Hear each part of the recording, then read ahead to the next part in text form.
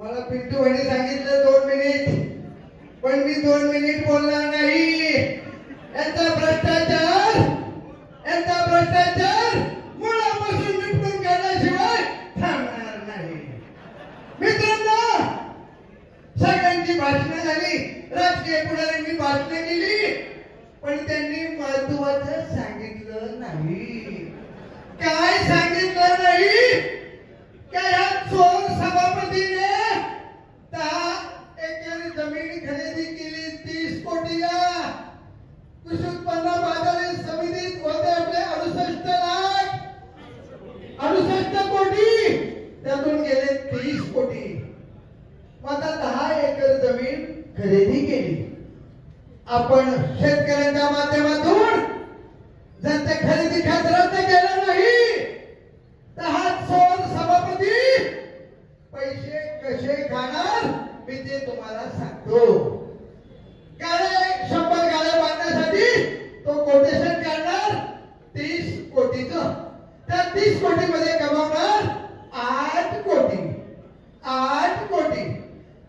त्या गाळे वाटपामध्ये प्रत्येक गाळे धारकाकडे घेणार 5 लाख. 100 गाळ्यांमधून तो कमावणार 5 कोटी.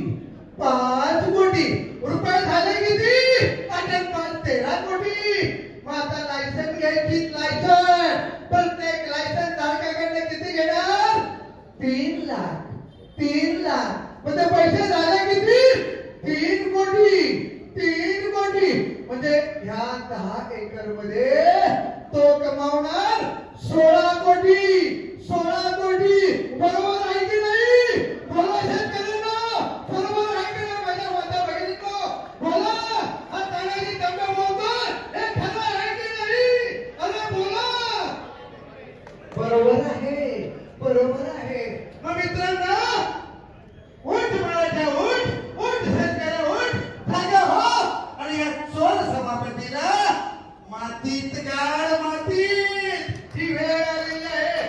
मित्रांनो, आता बाबूभाईंनी सांगितलं त्या 15 संचालकांची सुद्धा सुट्टी करायची नाही.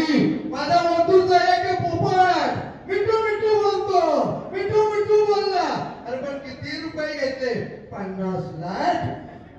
निवडणुकीला गेले 5 लाख खर्च, घेतले 50 लाख. माऊली म्हणतात उरका. आता मी उरकत घेतोय. माझ्या शेतकरी बांधवांना विनंती आहे, आता मी छातीवर हात ठेवून सांगतोय, मी शेतकरी संघर्ष संघटनेचा पुणे जिल्हा अध्यक्ष आहे. मी कुठल्या राजकीय पक्षाचा नाही आहे. वाणी साहेब नेहमी म्हणतात तुम्ही अतुल शेटचे स्टेटस का ठेवतो?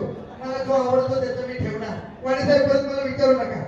मी शेतकऱ्यांना भरपूर विनंती करतोय. वाणी साहेब, तुम्ही जर तुमच्या चारित्र्य संपन्न असेल, तुम्ही जर धोरण टाकलं असेल, तुमच्या स्टेटस मी ठेवणार.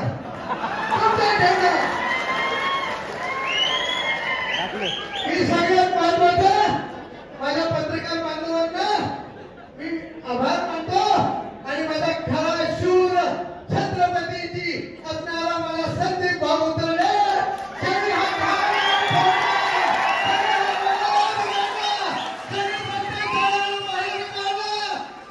संदीप भाऊ उतरलेला मी सॅल्यूट करतो.